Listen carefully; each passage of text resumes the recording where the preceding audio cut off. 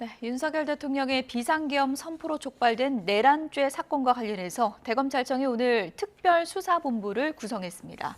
경찰도 전담 수사팀을 꾸리며 본격적인 수사에 나섰는데요.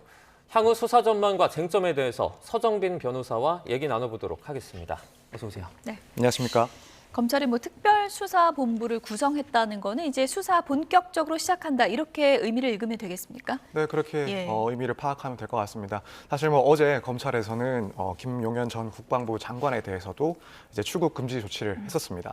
사실 출국 금지 조치를 하게 되는 그런 사유 중에 하나가 중대한 범죄 혐의에 대해서 은닉이나 혹은 도피할 위험이 있을 때 그 경우에는 이런 출국 금지 조치를 취하게 되는데 우선 어제부터 그렇다면은 이 사건, 이 사태에 대해서 조사를 할 의지를 어느 정도 표명을 했다라고 볼 수 있는 것 같고 예. 특히 오늘 이제 수사본부를 구성을 해서 사건에 대해서 이제 진상을 파악하기 시작하겠다 이런 얘기를 하는 걸 봤을 때는 사실 검찰 수사가 상당히 이제 본격적인 궤도에 오르지 않을까 이렇게 예상할 수 있을 것으로 보입니다. 네.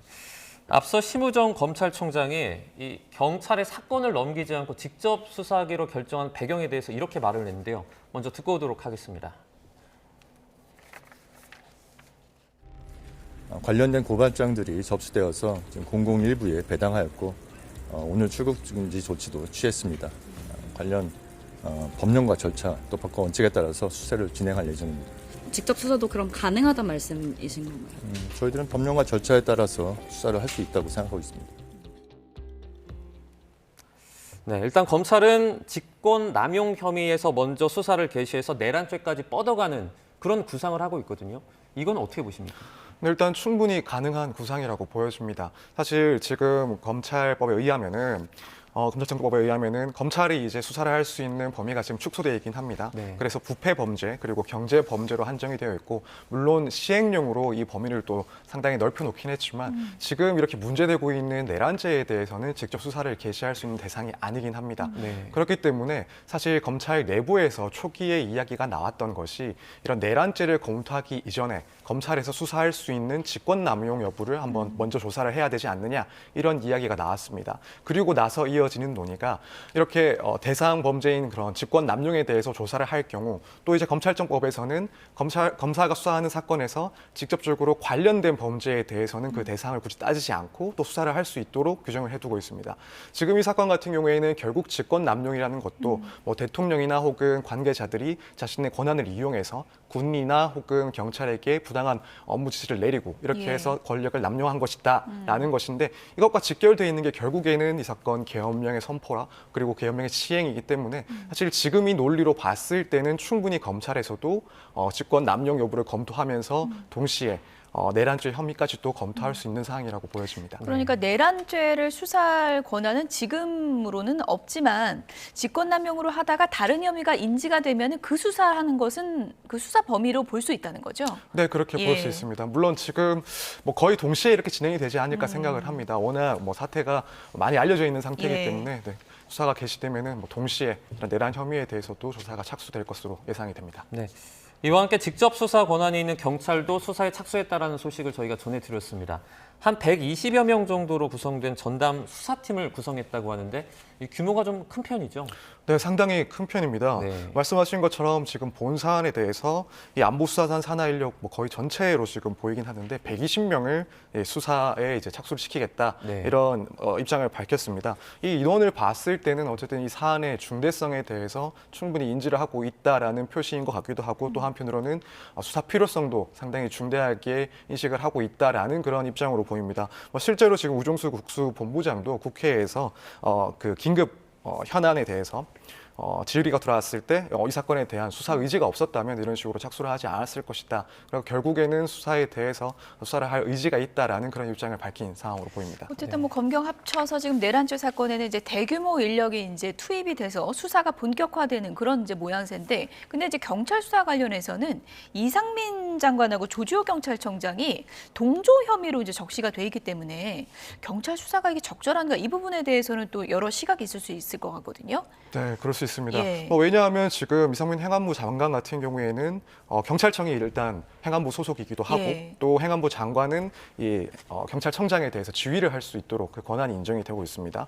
조지호 지금 경찰청장 같은 경우에는 당연히 경찰의 또 수장이다 보니 여기에 대해서 그런 혐의를 적용하고 또 조사가 가능할 것인가, 현실적으로 조금 어려운 점이 있지 않은가라는 그런 의문들이 당연히 나올 수밖에 없는 상황입니다.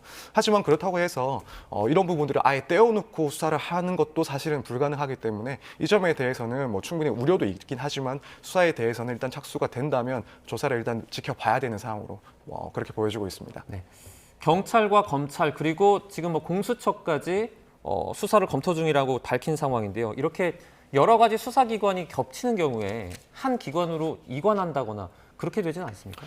그렇게 이송이 될 수도 있습니다. 그래서 뭐 공수처법 같은 경우에도 공수처에서는 뭐 필요하다면 이미 중복 수사가 진행되고 있는 그 사건에 대해서 이쪽으로 이첩을 하도록, 이송을 하도록 요구를 할 수가 있고, 또 검찰과 이제 경찰의 관계에서도 만약 이런 중복 수사가 이루어지고 있다면 결국에는 검찰이 경찰에게 그 사건을 이제 이송할 것을 요구할 수는 있습니다. 하지만 지금 이 상황 같은 경우에는 뭐 그런 인력 문제나 혹은 이 사안의 중대성 그리고 수사에는 상당히 많은 인원이 또 투입돼야 되는 그런 점들을 고려했을 때 이렇게 이송을 요구하지는 않을 것으로 보이고, 그 이전에 협의를 해서 수사들을 또 진행을 할 수 있기 때문에 이 수사 구체적인 그런 방식에 대해서는 협의가 조금 이루어지지 않을까 이렇게 예상을 하고 있습니다. 그래서 합동팀 가능성이 나오고 있는 거 아니겠습니까? 네, 그렇습니다. 예. 아무래도 이제 필요한 인력들도 상당히 많을 거고, 특히 뭐 중수부 같은 공수처 같은 경우에는 사실 인력상의 또 제한적인 예. 그런 문제도 있고, 그러다 보니까 결국에는 이 사건에 착수하는 그 수사기관 혹은 공수처가 합동수사본부를 꾸리는 것이 이 사건을 이제 조사를 하고 또 진행을 하는 데 있어서 훨씬 더 효율적이지 않나. 사실 만약에 이게 개별적으로만 이루어지게 된다면은 결국 중복 수사의 그런 문제점, 뭐 관련자들을 조사하는 것도 상당히 중복적으로 진행이 될 수 있고, 그렇다면은 결국 이 수사가 신속하게 끝나지 않고 상당히 지연될 수도 있기 때문에 그런 문제점이 있는데, 이런 것들을 고려한다면 이제 뭐 합동으로 수사를 하는 그런 팀을 꾸리는 것이 더 효과적이지 않을까 이렇게 예상을 하고 있습니다. 네.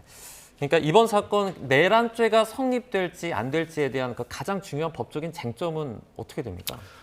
사실 내란죄가 성립하는지 여부에 관한, 그러니까 그 구성 요건에 해당하는가, 이 모든 그 부분들이 다 하나하나 중요한 쟁점이 될 것으로 보입니다. 네. 뭐 일단 내란죄 같은 경우에는 이 사건에서는 이제 국헌 문란의 목적이 있었느냐, 그리고 폭동이 있었느냐, 이것들이 결국에는 구성 요건에 해당을 하게 되는데, 뭐 우선 국헌 문란과 관련해서는 헌법에 의해서 이제 설치된 국가 기관을 강압에 의해서 뭐 권능 행사를 방해하는, 불가능하게 하는 그런 행위를 포함시킵니다. 네. 그리고 폭동 같은 경우에는 다수의 그런 폭력 행위를 일으켜서 사회 안녕 질서를 어지럽히는 것, 이걸 얘기를 하는데, 일단 지금 외면상으로는 국가 그 권력기관, 국가기관, 그러니까 국회에 대해서 그 기능을 일시적으로나마 불가능하게 한 그런 모양이 보이기 때문에 이 국헌 문란에 대해서도 어느 정도 인정이 될 가능성도 분명히 있어 보이고, 뭐 폭동 같은 경우에는 어쨌든 군경을 통해서 계엄령을 내리고 그런 강압을 그런 폭력 행위라고 볼 수 있는, 여기서 폭력행위라는 것은 상당히 넓게 보고 있기 때문에 예.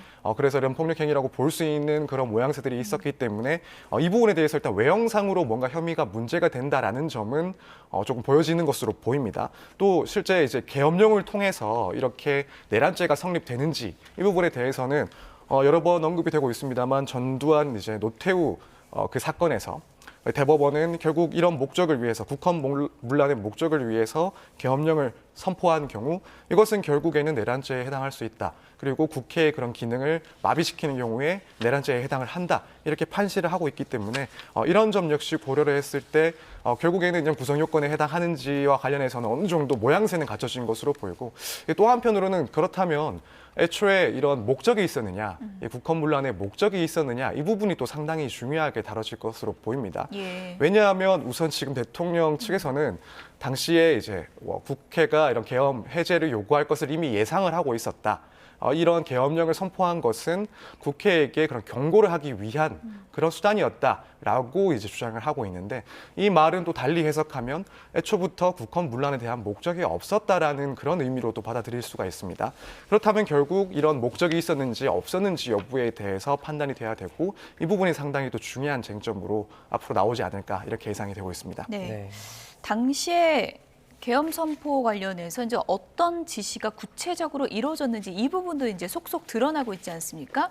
이제 정치인 최근 체포 지시가 있었다 이런 내용이 전해지고 있어서 이런 부분은 어떻게 작용이 될까요? 이 부분은 상당히 중요한 부분이라고 보여집니다. 방금 제가 말씀드린 것처럼 이제 만약 뭐 대통령이나 혹은 관계자들에 대해서 이제 내란죄 혐의가 조사가 될 때 결국 중요한 쟁점 중에 하나가 이런 국헌문란의 목적이 있었느냐 예. 이 부분을 입증하는 것이 상당히 중요할 수가 있습니다. 예. 그리고 대통령 측에서는 그러한 목적은 없었다. 다시 말해서 국회 해제 요구를 예상을 했고 뭐 만약에 실제로 그런 목적이 있었다면 국회의원들의 그런 표결이 어떻게 이루어졌겠느냐 이것은 뭐 야당의 폭거에 대한 일종의 경고 조치였다라고 하고 있어서 이 부분은 결국 목적과 관련된 사항입니다. 그런데 만약 실제로 이렇게 지금 나오고 있는 의혹처럼 국회의원들에 대해서 끌어내라 혹은 체포를 해라라는 명령이 있었다라고 한다면 이때까지의 그런 대통령실의 반박이 모두 반박되는 또다시 반박되고 사실이 아니다라는 예. 그런 판단을 받을 수 있는 부분이기 때문에 이 부분은 내란죄 혐의를 조사하는 데 있어서 상당히 중요한 정황 증거로 파악이 될 수 있을 것으로 보입니다. 네, 조금 전에 속보가 들어와서 이 속보 한 가지 전해드리겠습니다. 윤석열 대통령이 한동훈 대표와 곧 독대를 할 것으로 보입니다. 윤석열 대통령이 독대를 요청을 해서 윤석열 대통령과 한동훈 대표가 지금 독대를 하고 있는 것으로 알려졌습니다. 지금 독대의 시작 시간은 정확히 알려지지 않았는데요. 지금 뭐 시작이 된 것인지 이 부분이 저희가 추가로 확인해서 전해드리도록 하겠습니다. 네. 탄핵안 표결 하루를 앞두고 한동훈 대표가 오늘 아침 최고위에서 윤석열 대통령의 직무정지가 필요하다. 탄핵에 관해서 입장을 바꾼 것으로 알려졌고요. 네. 대통령실이 이 부분에 대해서 추가 입장은 나오지 않았는데 윤 대통령이 한동훈 대표와 독대를 한다. 이런 속보가 들어왔고요. 장소는 지금 대통령실 청사에서 독대를 할 것으로 지금 알려졌습니다. 네, 한 대표가 이제 직무집행정지 필요하다 이렇게 말을 하면서 사실 계엄 직후에도 탄핵은 반대 입장이었었는데 한 대표가 입장을 선회한 거 아니냐 이런 평가가 나오기도 했습니다. 이런 가운데 대통령실, 윤석열 대통령이 독대를 요청해서 현재 대통령실 청사에서 독대를 할 것으로 또는 진행 중인 것으로 전해지고 있습니다. 네, 한동훈 대표가 윤석열 대통령에 대해서 직무정지가 빨리 필요하다, 즉시 필요하다 이런 입장을 오늘 아침에 밝힌 이후에 지금 국민의힘 내부에서는 여러 목소리가 나오고 있고요. 탄핵 표결을 하루 앞두고 굉장히 지금 탄핵에 대해서 지금 당론을 탄핵 반대로 지금 정해놓은 상황이기 때문에 권영세 의원의 경우에는 이 당론을 바꿀지 유지할지 이 부분은 토론을 통해서 정해야 된다. 절차가 필요하다. 이런 입장을 밝힌 상황입니다. 이런 상황에서 윤석열 대통령이 한동훈 대표에게 독대를 요청한 것이고요.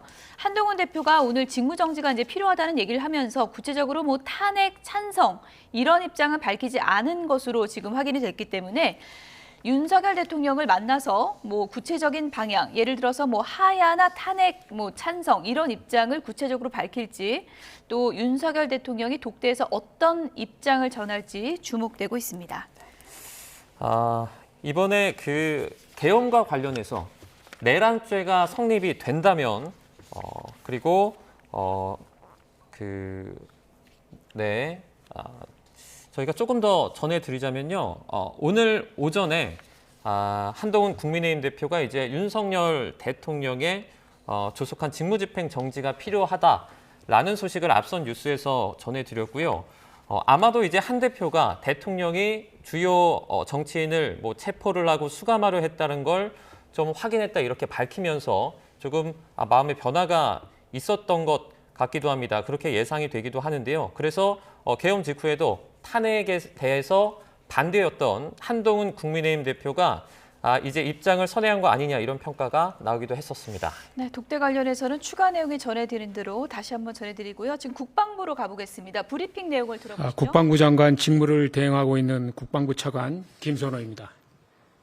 지난 12월 3일 비상계엄 사태와 관련하여 국민 여러분께 우려와 심려를 끼쳐드린 점에 대해 책임을 통감하며 다시 한번 사과의 말씀을 드립니다. 최근 비상계엄 사태와 관련하여 국방부는 검찰 수사에 적극 협조할 것이며 군 검찰 인원도 파견하여 합동 수사가 이루어지도록 조치할 것입니다. 오늘 오전 일각에서 제기된 2차 계엄 정황 주장은 전혀 사실이 아닙니다. 만약 계엄 발령에 관한 요구가 있더라도 국방부와 합동참모본부는 이를 절대 수용하지 않을 것입니다. 현재 군은 확고한 대비 태세를 유지한 가운데 상황을 안정적으로 관리하고 있으며 본연의 임무에 매진하면서 국민의 안전과 일상을 지킬 수 있도록 최선을 다하겠습니다.